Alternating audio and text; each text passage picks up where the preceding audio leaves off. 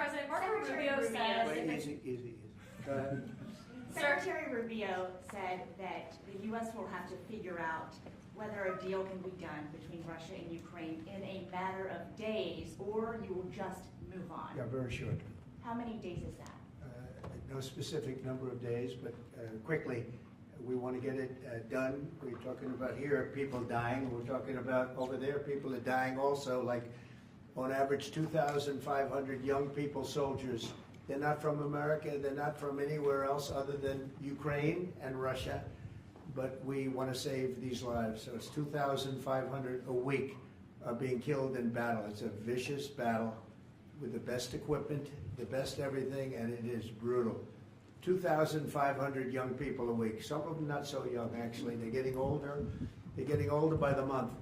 But 2,500 a week, and we're going to get it stopped ideally. Now, if for some reason one of the two parties makes it very difficult, we're just going to say you're foolish, you're fools, you're horrible people, and we're going to just take a pass. But hopefully we won't have to do that. And Marco's right in saying it. We want to see it end. Think of it. Every day, a lot of people are being killed as we talk about, as they play games. So we're not gonna take that, and we'll see. I think we have a good chance of solving the problem, however. Yeah. Are you prepared to walk away completely from these efforts and these talks? Well, I don't want to say that, but we want to see it end. We want to see it end, yeah. Is Vladimir Putin stalling, in your view, Mr. President? I hope not. I'm going to let you know about that soon if he is, but I hope not. He's got a big force out there, big force. It's a war that should have never happened. It would have never happened if I was president. That's a war, and it didn't happen for 4 years. That's a war that should have never happened. October 7th, Israel would have never happened. Iran was broke, and now we'll see what happens with Iran. We have a lot of them out there. We have a lot of things that we're working on right now that shouldn't have happened. None of it. Ukraine would have never happened with Russia. October 7th would have never happened, so you wouldn't have had all the problems in the Middle East. The Afghanistan embarrassment, probably the most embarrassing day in the history of our country, would have never happened. Inflation would have never happened. By the way, prices are down. Groceries are down. Eggs, which you hit me so hard, I'll never forget the first week in office, they were screaming at me about eggs. I said, what's going on with eggs? They were doubling and tripling. I said, I just got here. They were up like double, triple, and you couldn't get any. They said, you won't have eggs for Easter. Well, you can have all the eggs you want. I'll tell you, Brooke Rollins, Secretary of Agriculture, did a great job. And the egg prices are down 87%. But nobody talks about that. You can have all the eggs you want. We have too many eggs. In fact, if anything, the prices are getting too low. Mr. President, So I just want to let you know, prices are down. Gasoline yesterday in 3 states hit $1.98 a gallon. And it looks like it's at a level that it hasn't seen since my days, my 4 years. So it's about I'd say maybe, I think we're going to be averaging $2.25 very soon. So I just want to let you know, though, because I keep hearing about prices and inflation. Prices are coming down, not going up. Only the fake news says they're going up. The only thing that's even are interest rates. And if we had a Fed chairman that understood what he was doing, interest rates would be coming down too. He should bring them down. Yeah, please. Mr. President, what do you need to see from both sides in order to keep negotiations going? What do you want to see from Russia and Ukraine? I have to see, my whole life has been one big negotiation, and I know when people are playing us, and I know when they're not, and I have to see an enthusiasm to want to end it.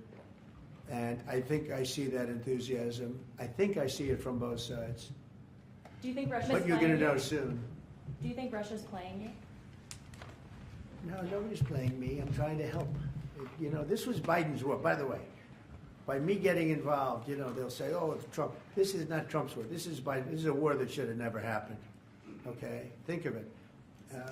Those cities are crushed and crashed, and all those beautiful steeples, the most beautiful in the world, actually considered the most beautiful in the world, most of them are now smashed to smithereens, as they say, and lying on the ground in a million pieces. Those towns are crushed, the whole place. It's so horrible. And Millions of people are dead, far more than you think. That's one thing you're going to get out of this war. You're going to find out that your estimates are far lower than, it's far worse than people think. Nobody's playing anybody. We are going to see if we can get it done. I think we have a really good chance of getting it done, and it's coming to a head right now. If you It's do not Iran. It's not Iran. continue I to think, support would you- Ukraine militarily, Say it. if you do decide to move on or take a pass, Mr. President, would you then continue to support Ukraine militarily? Well, I'm not going to say that because I think we're going to get it done. On Iran, the IRS is having Iran. There's a group of Venezuelan men down in Texas who have been alerted that they are soon going to be deported under the Alien Enemies Act. Have you authorized that operation, I and don't know where are they about going the to group go? you're talking about, but if they're bad people, I would certainly authorize it, yeah. You know, I won an election in a landslide. We won all 7 swing states. We won by millions of votes. We won 2,750 districts to 505 districts. 2,750 to 505. That's why the map, when you look at it, is all red. And one of the biggest reason, I think the biggest single reason, actually, I'd like to say it's because of this, because I think they're going to come up with things that are incredible. But probably the biggest reason was because of the border and because of illegal immigration. And the people of this country want those people out. Because what Biden did, and I don't know if he did it, I'm not even sure he knows what the hell he was doing, but what his people did, representing him, was allow millions and millions of people from jails, from prisons all over the world, people from mental institutions and insane asylums, gang members, drug dealers, pouring into our place. And you know what? Our people voted for me to get them out. They want them out. They want them out. And we've done a hell of a job. And by the way, Ecuador and various places, but El Salvador, we've been helped by a lot of other states where they're helping us, actually. Because you couldn't, look, what this man was thinking when they allowed open borders and people to come in, if you look at Venezuela, their crime is down by 72%. You know why? They took all their criminals off the street. They took all their prisoners from jail. They took murders. 11,088 murderers were released into our country. Bad things are going to happen. Bad things. And we're getting them out. And that's why I was elected. A judge wasn't elected to do that. I was elected to do that. And we're doing it in record fashion. We have the safest border, the most secure border we've ever had. See the Declaration of Independence? You should all read that before you leave. That's the real deal. You should all read it before you leave. Yeah.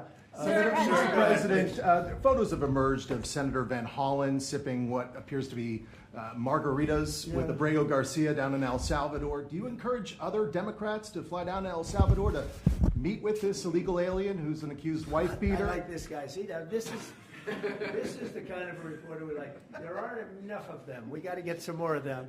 But no, I appreciate that question. No, look, he's a fake. I know him. I know them all. They're all fake. And they have no interest in that prisoner. That prisoner's record is unbelievably bad. If you would go into the room, you might, if you would, Caroline, maybe go into the room and see if you can find that little slip. I wrote some things down.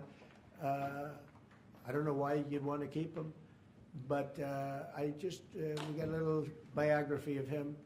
Did you help set up that Not meeting? a very innocent guy. Did you Yeah, help sir. set up that on the meeting, IRS. sir? Mr. President, on that- in the spirit of Easter Sunday and While we're on Good the Friday. subject, right? Yes, of course. So you're talking about Abrego Garcia, is that the one? Yeah? Is an illegal alien MS-13 gang member and foreign terrorist. This comes out of the State Department and very legitimate sources. I mean, I assume, I'm just giving you what they handed to me, but this was supposed to be certified stuff. In 2019, Garcia was issued a deportation order. 2 separate judges affirmed Garcia was a member of MS-13, which is a gang that may be even worse than Tren de Aragua, and maybe worse. They kill people with knives because it's more painful. Very famous for the knifing and killing of 2 young 16-year-old girls walking to school one day, and they sliced them up into little pieces and killed them. That's MS-13. And 2 separate judges affirmed Garcia was a member of MS-13. When Garcia was originally arrested, he was wearing a sweatshirt with rolls of money pouring out, an MS-13 gang symbol. that he was driving with two other known violent MS-13 gang members, two of the most violent members that we know of in the MS-13 gang of thugs. In 2022, Garcia was stopped by the Tennessee Highway Patrol and was found to be transporting 7 people from Texas to Maryland, and he had no driver's license. He was driving violently. In 2020 and 2021, Garcia's wife filed for a protective order from him and said he was violent and abusive and really scary, including allegations that he punched and scratched her on the eye, left her bleeding after throwing her laptop on the floor at her, ripped her shirt, and ripped off her shorts. He then grabbed her arm, leaving very severe marks. Garcia's wife also wrote in court, "At this point, I am afraid to be close to him. I just don't want to be close. I have multiple photos and videos how violent he can be and all of the bruises that he's left on me." She just couldn't get anywhere near him. This is the man that the Democrats are wanting us to fly back from El Salvador to be a happily ensconced member of the USA family. Isn't it a shame? And by the way, I've been hit pretty hard by fake shows, fake news, MSDNC in particular, where they talk about how evil I am, that this man would be thrown out of our country. This man is according to certified statements that we get, is a very violent person. And they want this man to be brought back into our country where he can be free and to stay as a happily Maryland, they call him the Maryland man. He's a Maryland father. No, this is a violent person. Who they don't talk about is that wonderful angel mom who lost her daughter, who had 5 beautiful children, and she was killed violently. And, she spoke, and she spoke unbelievably. I saw it. And the fake news didn't pick it up. She spoke. She was in tears. She's devastated. Her life is, essentially, she's told me her life is like over. But there was I think no stories. Isn't that true? No stories. Yes, sir. 0 stories. It was the most emotional thing. Everybody that watched it, they couldn't believe it. The fake news refused to put it up.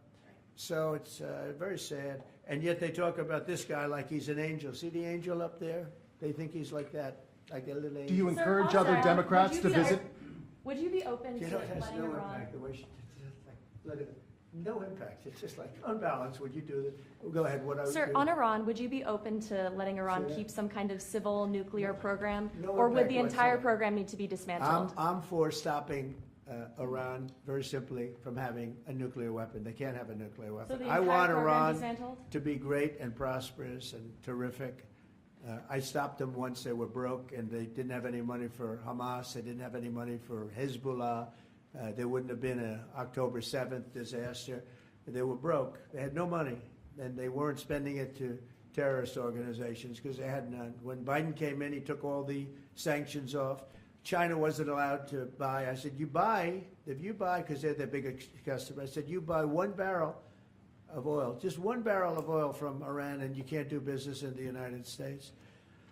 And by the way, we have nice conversations going with China just to intercede, It's like really very good. But Have you spoken with Xi? with Iran, they can't have a nuclear weapon. And if they have a nuclear weapon, you'll all be very unhappy. You'll all be very unhappy. Have you because spoken with Xi? your life Who is leading your those life trade will be in talks? great danger.